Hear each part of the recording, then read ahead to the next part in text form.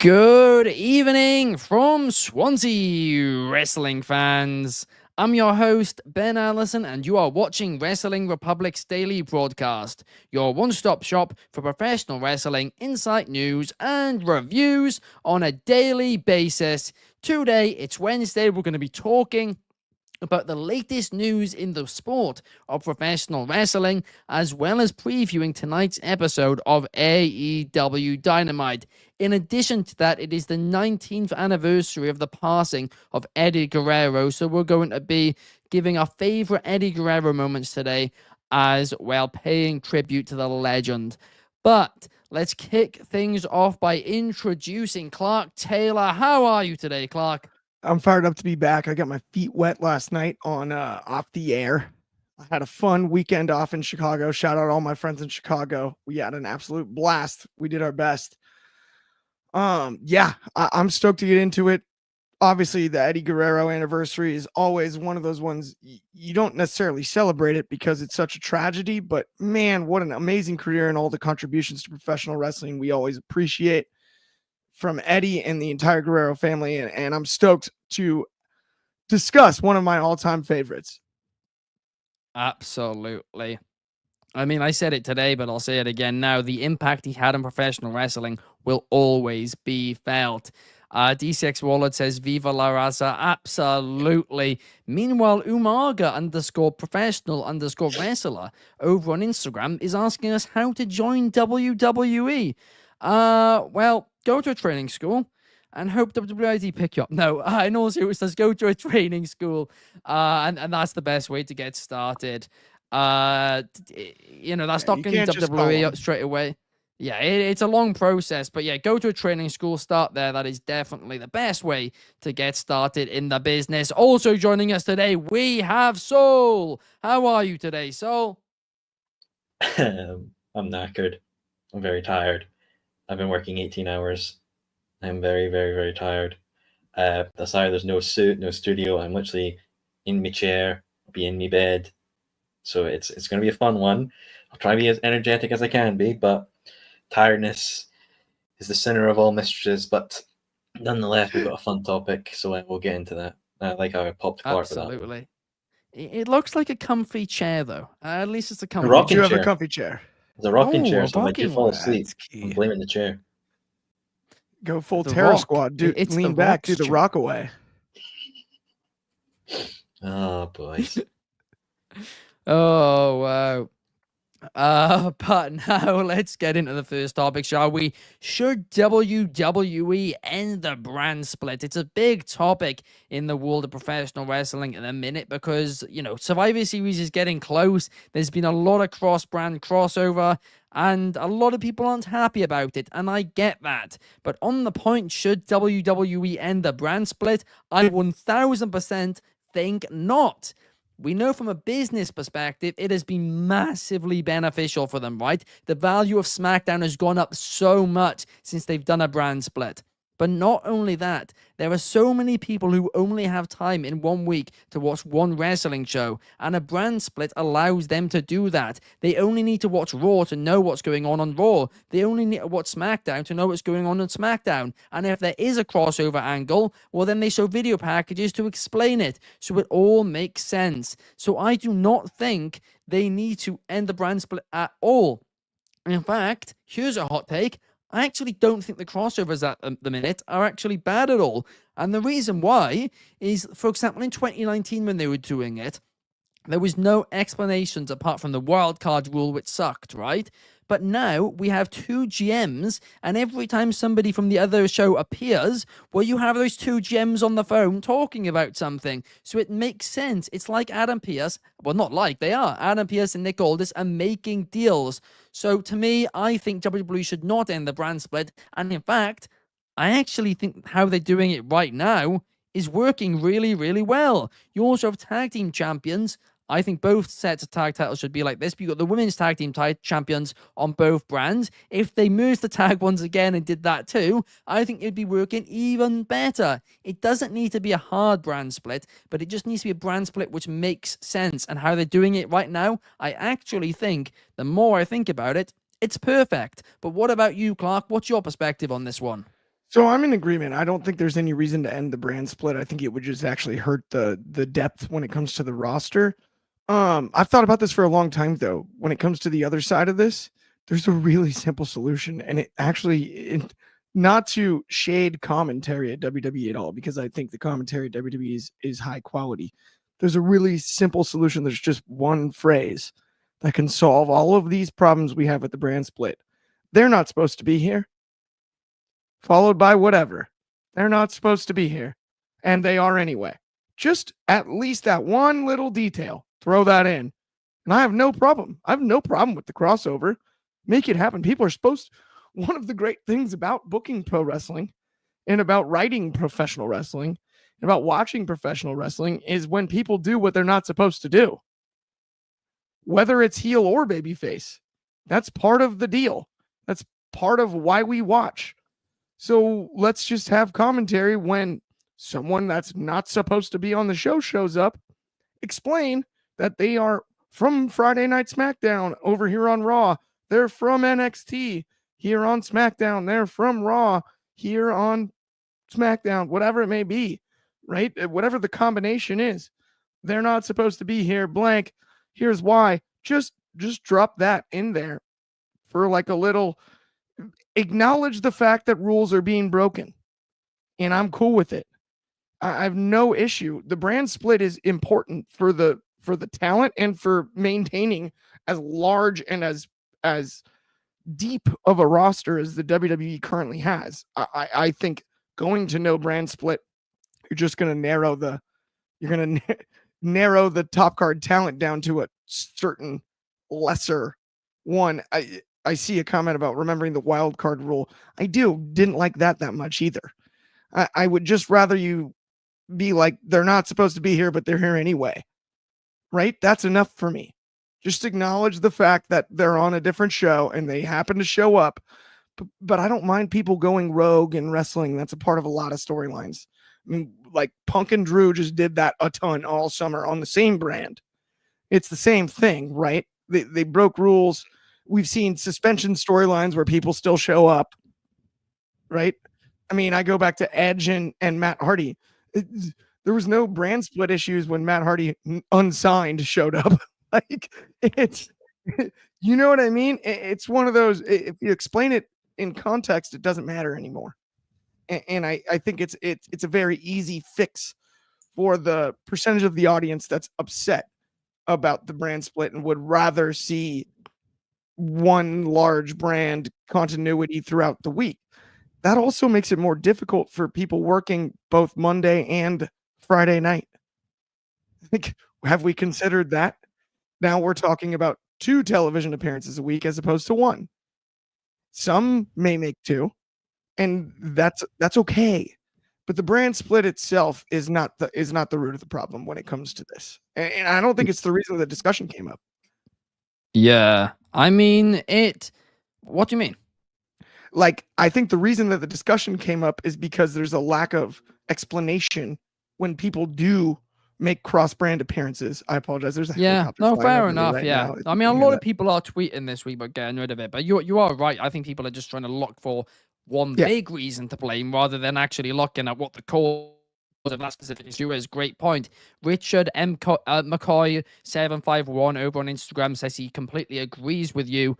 We've got some other comments here as well. We've got Caden saying, keep the brand split. Absolutely. DCX Warlord is correcting me, saying 3 GMs actually, Ben. I'm going to say something controversial for a second. Clark, you might want to cover your ears. Shard and Drizzy, you might want to switch off for a second. But I don't buy any of this that NXT is a third brand, right? It is a very, very high quality and very entertaining developmental brand. But I do not think it's on the same level as SmackDown. I just realized I accidentally I covered my headphones so I could still hear you. Stop it. No, it is the third brand. Kobe says the GM involvement isn't perfect, but there is a way to explain it as such. I mean, yeah, it's not always perfect. You're right there, but I think it's the best job they've done with it. in years, if not ever, to be brutally honest. Sean Ellis says, leave WWE alone. It's great the way that it is, as long as they're beating AEW. Oh, come off it. Come off it. They were rubbish in 2019 and still beating AEW. I mean, this guy can't even That's spell the broken truth. properly. So, I mean, I think you should go back to school to learn, his ABCs first before Well, you commenting. know it's spelled. Oh, if it ain't broke, I guess would be the saying. No, I think it's just the punctuation. But T6 Warlord says they did that with the Undisputed Tag Team titles. And yeah, I'm going to be honest, I think they should go back to those. At the time, I was like, yeah, let's split them up. It's a great idea. And now it's happened. I'm like, no, actually, I was wrong on that one too, because I thought it would be a good idea. Sean is telling Kobe he doesn't know what he's talking about because he says the execution hasn't been perfect. Hey, he's the head of reviewing. He knows what he's talking about. He's Canadian. He doesn't know better. It's just an opinion. I'm a big Sean Ellis fan, but that's just Kobe's opinion. Don't you dare go at Kobe. That's my job. I make fun of Kobe and no one else. DCX Warlord says NXT is the A show for real. It is the most entertaining show at the minute. I'm not saying that. It's just one going. And Raw and SmackDown are the main roster, so they're linked, right? You could technically get rid of the brand split between them. I don't think you should, but you could. You can't get rid of the brand split between NXT because NXT is the developmental brand. Anthony Manzano was saying, hey, it makes sense to keep the brand split because Raw is moving towards streaming permanently on Netflix, while SmackDown will still be on network television. That's a great point too, because like I said earlier, it will mean that different, some people are only watching Raw, some people are only watching SmackDown.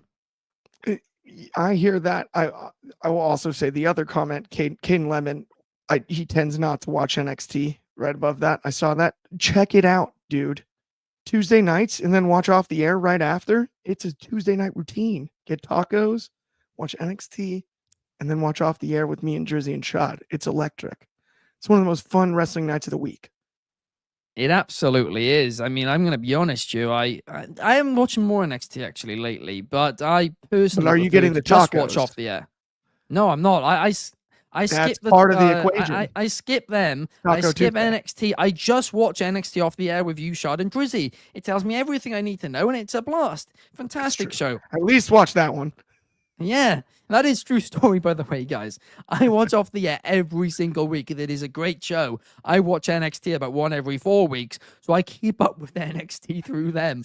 But Sean Ellis says even NXT's being okay. Well, we spoke about that last week. Oh, come on. Remember that Survivor Series 2019? That was fun. That was the one time they all were there, but that was a different NXT too. But that was an absolute blast.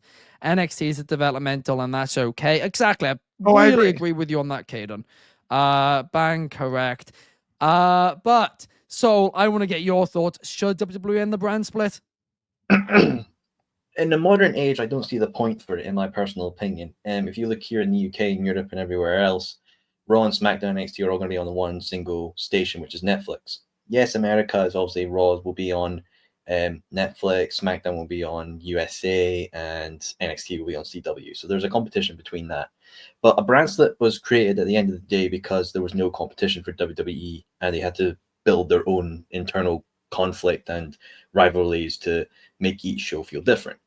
Obviously, it leads to the title situation as well. You have a top title for each brand. You have a mid-card championship, a tag, and then a women's. And now they're introduced, obviously, the women's tag and the women's mid-card championship, which are apparently going to float between the two. In my personal opinion, I see Raw and SmackDown as just WWE. Like, it's all does WWE programming. I don't see it as one brand or another. I know when I'm watching Raw and SmackDown, it is all WWE at the end of the day. So that's a personal preference. As well, with the thing with brand splits and keeping it such a hard brand split, if you want to do that, when injuries happen or there's not really enough face and heel dynamic, you then capsize yourself and it'll have to end up picking somebody over from the other one to build the programming. Look what we had at Bash in Berlin with Randy Orton and Gunther. Yeah, there was a storyline there, but technically different brands, should they really be interacting? Not really if you want to cement this hard brand split. So for me personally, I'm no fan of brand splits or anything like that. Because it's just the way I view things. But if they wanted to do it very soft, lenient, I would have it like the top champions for the men and the women. Maybe they're like the sole advertisers of their brand. They get all the advertisement and all that. Why not do it in storyline purposes? They get like a massive payday because they get the top belt representing, the show. like, I think a show split sounds better to me than a brand split. If it was a show split, like, oh, we're splitting between the shows of Raw and SmackDown, they're not their own brand, they're not their own identity or something like that. They're just all under WWE programming, which will be with obviously the WWE network on Netflix as well. I mean, with the whole drafting thing as well, we've seen how that has blown up in people's faces. You know, Dijak, Baron Corbin, Odyssey Jones, Tegan Knox, like people being drafted up and then doing nothing. Like, we joked for so long about Veer Mahan coming to Raw, and it just became such a meme in its own thing, but then it led to nothing. They do obviously the whole brand split because of American football and that whole localization with that and integrating and trying to, leech off that. But nonetheless, I think in modern age, I don't think a brand split's really needed. The one thing I will say is the difference between a brand and a show is a brand is worth a lot more, and I think that is the reason they actually did it. They brought up the idea was brought up to your point because WCW had gone and they wanted competition, they wanted their product to seem exciting.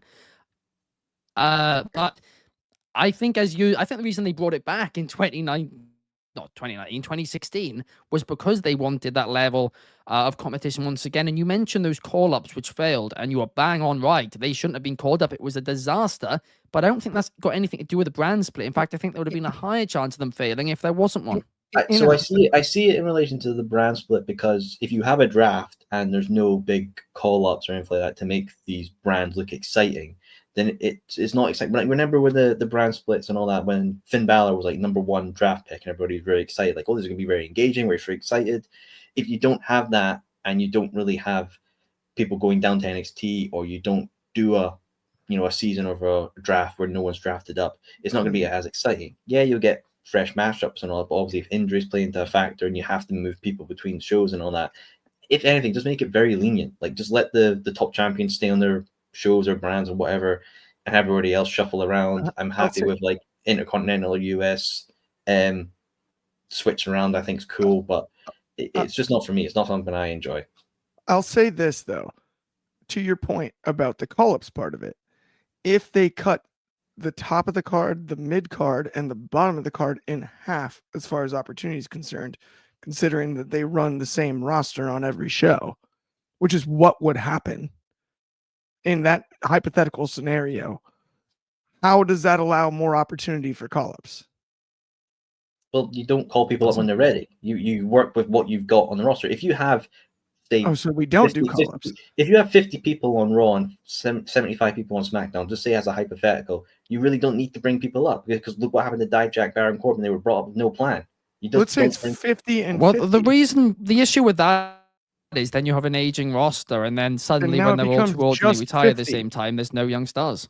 If it's 50 and 50, let's say it's 50 and 50, though, still to your earlier point, let's say it's 50 and 50, and then they go to one roster, isn't it then just 50 instead of 100? Don't they just slice that right in half? So there's less opportunity. So if everybody's performing on Raw and SmackDown, why would you have 100? Well, no, why would you have 50 and 75? So what why you would have is you would have a mass pool. You would have a mass pool of people, and depending on what's obviously of people are working with shows or not. So say Judgment Line storyline, you put it on Raw, and let's say Raw's ratings are in a good place. You could then switch it to SmackDown to get the boosting of the SmackDown ratings and bring them up because people are invested with that storyline. But what if people don't have time to watch both? If they only have 2 hours a week to watch their wrestling, they could just record it. Just record it online. That as much as I'm worried about the idea. I speak to a lot of fans. I speak to a lot of fans, right, who say that they only either watch Raw or SmackDown because that's only the time that they have in the week, and they like to watch the same one as they know all the storylines. They're not going to be, need to do any research about it. They can just turn it on 2 hours a week or 3 hours in the case of Raw previously. Nice and easy, perfect. Maybe they will record it and watch it the next day, but they still will only have time to watch one show. And that's why I bring it up with AEW a lot, because that's what I've always felt that AEW hasn't done. But this isn't the conversation about that, but that's the point of why I think a brand split is beneficial to WWE, because you only need to watch one if that's all you've got time for. The thing is, though, is like you need to let things go, let them play their course, and then change progresses. Because if you just keep obviously the brands as they are, NXT, like people like to say, if it's third brand or developmental, I think it's its own entity. It's something interesting in its own environment. It's kind of like old OVW with this new fresh twist on it as a developmental place. It does its own. It does very well. But when you have people on these brands and you run storylines so much and you only have these selected amount of peoples and then your storylines are done, you're not got fresh people to bounce off if you're not got stuff. I'm fine with like a soft brand split if like maybe Nick Aldis or Adam Pearce come out and say, hey, or someone's like, say Bronson Reed, right? Adam Pearce like, oh, Bronson Reed's been causing havoc on my roster. Nick Aldis could be like, oh, I don't know, someone, Jacob Batu is causing thing on my roster. Let's do a little trade, get them switching around, fresh things up. Because I don't think waiting just for the draft in whatever time period it comes around is beneficial. Because look at they do trades. Yeah, I think the draft and the brand split are separate conversations. So I will say that. I think the draft is very poorly executed. I think the brand split makes a lot more sense from a logistical standpoint, right?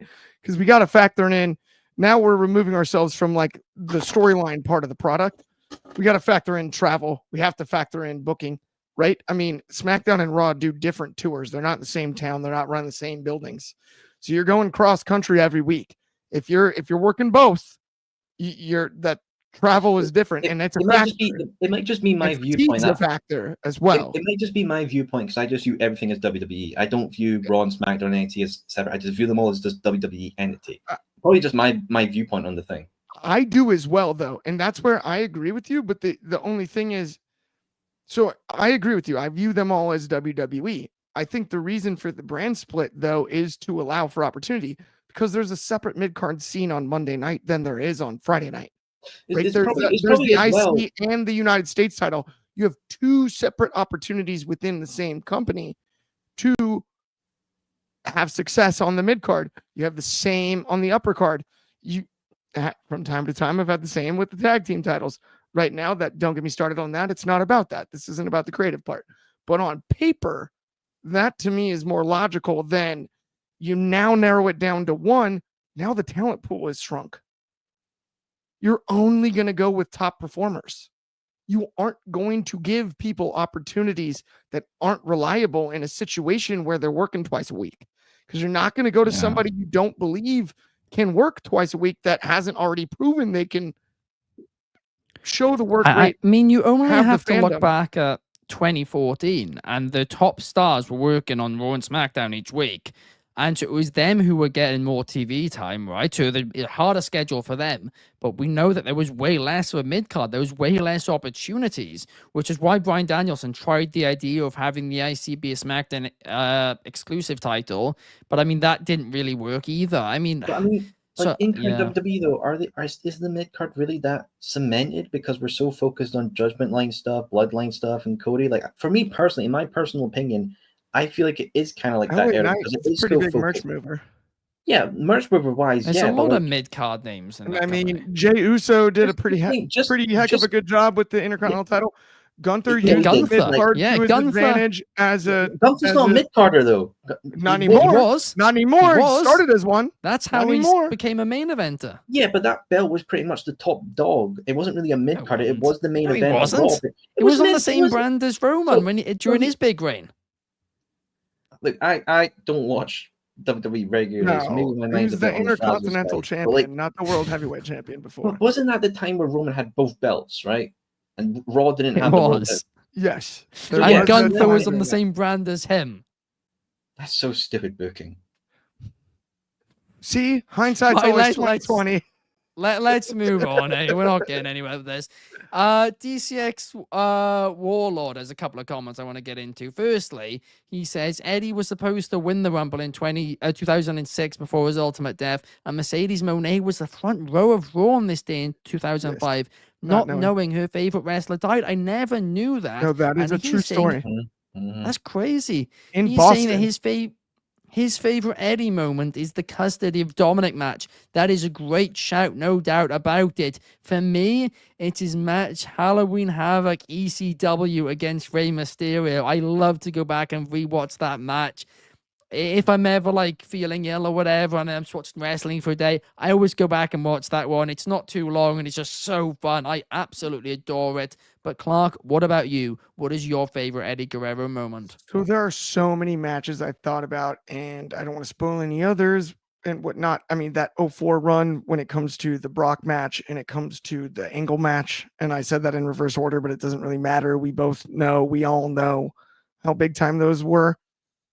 For me, there's one though that I look back on and it's kind of obscure, but it's one of my favorite matches of all time because I think it's the most underrated, impactful match in the history of wrestling. And we talked about the mid card in our last segments, and I really promise I'm not trying to pile on. This match was in the month of September, and if somebody in the comments can help me out, I believe it was 2002, may have been 01 or 03. I'm not 100% sure, but on SmackDown, Eddie Guerrero firmly planted in the mid card of the SmackDown 6 against Edge. No disqualification. These two guys elevated themselves to main eventers that day. It's one of my favorite matches ever. It's so good, and it's on SmackDown. It's a random one. I know it was September because it was a couple weeks after my birthday, and it's one of my fondest wrestling memories.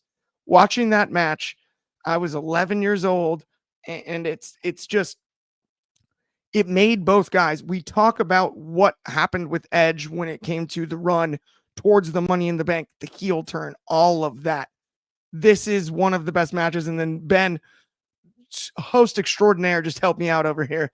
It is September 26th, 02. Hey, I was close, by the way. I said September 02, late September. That's pretty good.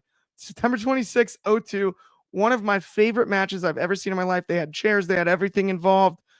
They put it all on the line. Both men elevated themselves to true main eventers, and we saw what they were able to do with world championship opportunities down the line.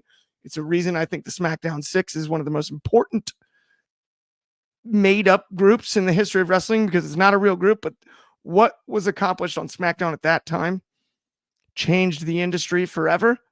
It changed the title scene for a long time, and we had two of the absolute best to do it before we knew it on the same night on a SmackDown, putting on a classic. And that one is, I look back upon honestly like that. I think that was the reason for me is I think that it was the moment I realized how truly great Eddie is. Like I had obviously seen Halloween Havoc. I'd seen his run with Chavo. I'd seen his run with China. I've seen his run, all of everything he had done to get there, the radicals, everything. That was the moment I was like, dang, he is that sublime. Like Eddie Guerrero is not to be messed with. That match is one that I look back upon and just, it pinched me. I'll watch it again any day. Absolutely. I'm going to be honest, I haven't watched that one, but I will be checking out just because you've recommended it now for sure. But now let's move on to somebody else who was on SmackDown around that time as well, Kurt Angle, because he did an interview with WrestleZone this week where he talked about Baron Corbin's release from WWE. He said that he was really disappointed by it. He thought Corbin was massively underrated and he should have done a lot more, but WWE just didn't properly book him right after retiring Angle. But he then went on to say it almost feels now like his retirement against Corbin was for nothing. So I want to get your thoughts on this one. You're muted. Oh, he's muted. I'm tired. Leave me alone. I am tired. It's been 18 hours of being awake and it sucks.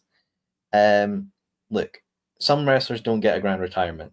Some retire in a gym. Some retire in a school hall. Some just retire without ever having a final match. Angle got to retire, WrestleMania 35? The big long one. So, I mean, like, he got a grand stage to have a match. Was it a 5-star Meltzer Classic? Probably not. Is it a match that people are going to put in their match of the year? No. Match of the decade? Probably not. But he still got to retire on a grand stage. Against the opponent he wants? Maybe not. But he still got to retire on a grand stage, and I think he should take solace in that. Baron Corbin situation, that's just booking. That's just terrible booking. I think he wanted Cena, but Cena was like not available, but then he still appeared as the Thugonomics. It's whatever the booker wants. And yeah, you can have some leeway of like, oh, I want to be in a retirement match and I want to do this, I want to reflect my career, I want to have a good run going up to it. And then the booker just says, Not really. I'm not really into that. You know, hands across, you can't do anything unless you go to another company and have a match there as your retirement match. But to retire technically at WrestleMania, I think that's a grand stage in itself. Baron Corbin, obviously, I don't think it's wasted on Corbin because like Corbin's booking was just terrible. Like he's just been, ping ponged around every opportunity he's had. Got something with NXT. Braun was called up because he wanted a beefy guy, and they were like, Corbin can just do something. So like it's he didn't retire for nothing. Because to say you retired for nothing, I think is kind of disrespectful on the people who don't get that grand retirement. Look at Nigel McGuinness. His original retirement was in front of 20 people in Ireland, I think it was.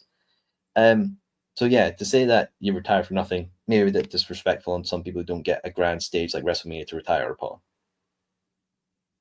Wow. I mean, to be honest, I don't completely disagree. I do agree with both of you, him and Angle and you, that it obviously was wasted on Corbin now in hindsight. He should have been booked better. Retiring Kurt Angle should be a huge, huge thing. But at the same time, a lot of people did beat him in that retirement run too. He had a lot of matches and a lot of losses. So it's not like that was the only person who got the benefit of beating him on his way out too. So I wouldn't say it's wasted because to your point, it's on a big stage. He lost to a few people. He put quite a lot of people over. The Corbin stuff's unfortunate, but I wouldn't say the word wasted. That's where I feel like it's more hurtful to Kurt than it is. And ironically, like Corbin, I have empathy for too. Like Corbin should have gotten more out of it. But Yeah. Kurt's like, why wasn't that's coming from internal, right? That's not, Yeah. he's not thinking about like, it didn't go great for Corbin either. That's not his fault. Exactly. Either. Well, Corbin that's actually replied to situation. this. Corbin replied to this, and he said, he literally said, I'm quoting him from my memory here, but he said basically, I agree, and that's why I really wanted to win a WWE championship for Kurt. Obviously, that never That's happened, so but that cool. is, yeah, and That's so that good on tweet's him to still say on that. X. Absolutely. But now let's move. It's done it again, guys. Regular viewers of this show know every single week my Chrome tab closes as soon as we get to the end. Do you we go want the live. AW card? Don't Because do I a have tab, it. I've do got a it up window. now. I've got it up now. We're back up. We're back in the Just a new game, guys. window. But basically, it shuts down all my windows other than the StreamYard one. I don't know why. And it didn't got a used lot to of as well. But windows. anyway, let's now preview I'm on a Mac. tonight's I've got a bunch of windows and I'm on a Mac. Kidding. Same with me. I think it's just all crashing, isn't it? But we do have an announced match card for tonight. We have Dr. Britt Baker, DMD, making her return to Dynamite to take on Penelope Ford. We have Adam Cole versus AEW International Champion Konosuke Takeshita in a non-title match. If Cole wins, he earns a match against MJF at Full Gear. We also have Roderick Strong versus Lance Archer. Same thing. If Roddy wins, he will also get a match against MJF at Full Gear. If they both win, it will be a triple threat. If neither of them win, well, we don't actually know. Leo Rush will be taking on Swerve Strickland. Yes, please. Meanwhile, Jay White and Juice Robinson will be teaming up, the Bang Bang Gang, to take on Christian Cage and Hangman Adam Page. That's certainly going to be an interesting one as well. And the House of Black are back on our TV screens once again to take on FTR in a Full Gear Tag Team title match qualifier. It is a stacked card, that is for sure. Soul, I'm going to go to you first. What are you looking forward to the most on tonight's show? A lot of great matches. I'm very excited for FTR versus House of Black. Obviously, Kings of the Black Throne in PWG, which they are the tag champions for, and obviously that company's on hiatus. Obviously, Mox is going to seize the Superstation at TBS. Whatever he's going to do there, I think it's going to be very funny and interesting. But mainly for me, the two matches I'm actually really excited for are Adam Cole versus Takeshita and Roderick Strong versus Lance Archer. Because me personally, I would like to see Takeshita beat Adam Cole, but Roderick Strong beat Lance Archer. Obviously, Lance Archer and Roderick Strong is a fall counts anywhere match, so I think there are going to be some very high jinks with that, because I would like to see MJF versus Roderick Strong at Full Gear. The main reason is because you continue to build MJF and Adam Cole, obviously with corrections from the whole other year and all that, but let them face off at World's End. Don't do it Wrestle Dream, or not Wrestle Dream, sorry. Is there one after Full Gear? I don't think there is. Oh, there No, isn't there isn't. No. Yeah, damn, tiredness really affected my AW brain. Do it at World's End. Adam Cole versus MJF has to happen at World's End. 1 year on from the betrayal, from the formation of the Undisputed Kingdom, from the end of MJF's world title reign, you let these two, after that whole year of injuries, after coming back, doing other things, and stop, you let them 1 year on, just go all out. I don't care. Street fight, DQ, Iron Man match, whatever. You let these two just go and perform in the ring, because I think that'll be very chaotic. Brain crap. Look, just do it at World's End. Next, Clark, go. Stupid brain. Oh, I'm tired. I'm too tired for this. I'm too tired. Poetic. That's what I was trying to say. Jesus Christ. I don't hate that idea, so I don't. I mean, the only reason I don't know if I'd be against it, but the only negative is I don't think there's much to really sell this Full Gear show on. And I think MJF Adam Cole would certainly be a selling point, but at the same time, World's End, it makes a lot of sense to your point. It's a year from when MJF lost that title, and Adam Cole, of course, was revealed as the devil. It would make a lot of sense. Clark, what about you? What are you excited for on tonight's show? So I'm fascinated by this. Happened off camera. John Moxley in his comments in the New York Post, right? Like, that was electric. Earlier last week, I mean, it feels like it's kayfabe, and he's talking about his group within AEW, and then it kind of doesn't. If you listen to what he said, it kind of doesn't at the end, and you're not really sure what's going on, and I love that. Let me suspend some disbelief. I'm so excited to see what happens with all this. Yes, there's a lot of great other things going on the card. I'm concerned a little bit about what happens if Roddy and Adam Cole do both win, and I'm also as concerned if one or the other wins. I don't hate the idea of booking shenanigans in both, and then we get Roddy versus Adam Cole, and MJF's off the hook. I have no problem with MJF working twice, and I have no problem with the triple threat match. I don't know why you'd do a triple threat match, but I'm not really sure what the scenario entails there. That's going to be funky. I'll tell you what. The one that's the devil isn't the one that pulled the mask off. It's Max. And we'll see if he gets his grubby little hands on this. If somehow we end up with a Maxwell Jacob Friedman special guest referee match, Roddy Strong versus Adam Cole, sign me up anyway. Doesn't matter. I'm cool with that. Like you said, FTR and Blackpool Combat Club. Yeah, I'm all over that. And House of Black. House of Black. Sorry, there's too many groups. House of Black, thank you. By the way, speaking of which, the leader of the group totally not leaving, it turns out. Not even injured, basically. I wonder why anybody thought that. It's almost as if he waved to the crowd like he was saying goodbye. He's staying. He's like, it was like the Wolf of Wall Street. He's like, I'm not leaving. But he was so shocked that he couldn't understand why everybody thought he was leaving. He turned back, did the wave when they're all saying his name. Of course they're going to think you're leaving. I think he just thought they liked him. He's Swedish. He's being polite. I mean, come Swedish.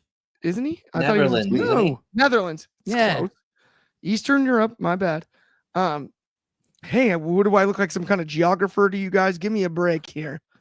Let's do capitals of the United States post show, and then let's talk about it. Oh gosh. DCX Warlord says MJF versus Adam Cole, World's End exploding barbed wire death match. Well, I'll tell you what, DCX Warlord. He just came back. He's dodged. I hate this storyline so much. I would love to see it just blow up in our faces in the middle of the ring. So DCX Warlord, I'm all in on that. Right, that's the only way to solve this now. No, I think if we're gonna do more Onita matches, this one is an exploding barbed wire death. This is the Piranhas match. We fill the moat around the ring with the Piranhas, just like Onita. If we're gonna use the exploding barbed wire death match, you've been watching too much wrestling with Carter. We need a piranhas match. This is the one. It's Cole versus Max. Build the moat, bring in the flesh-eating fish, and let them go. Let them go to work. Bring in the moat, the boats, and the flesh-eating fish, and then we're talking. One of them's not making it out alive. But Electric guys, Eels match, yes. Thank you, DC Warlord. That does Electric bring Eels us- match. You're gonna get. You're I gonna get can't even. electrocuted. I cannot even. That does bring us to the end of the show, guys. If you haven't checked out my video from earlier, giving my, well, basically just recapping Progress Wrestling Chapter 172, make sure to check it out. It's only 9 minutes long. When it says 10 minutes, it's only actually 9 minutes long, and there's highlights from the show, so it's not just me talking. 9 minutes. Hopefully you guys will enjoy it. It's over on our YouTube now, and we really appreciate any likes and comments on that one. I'm gonna make sure Soul gets to bed now. Thank you, Clark and Soul. And in the words of DCX Warlord, peace.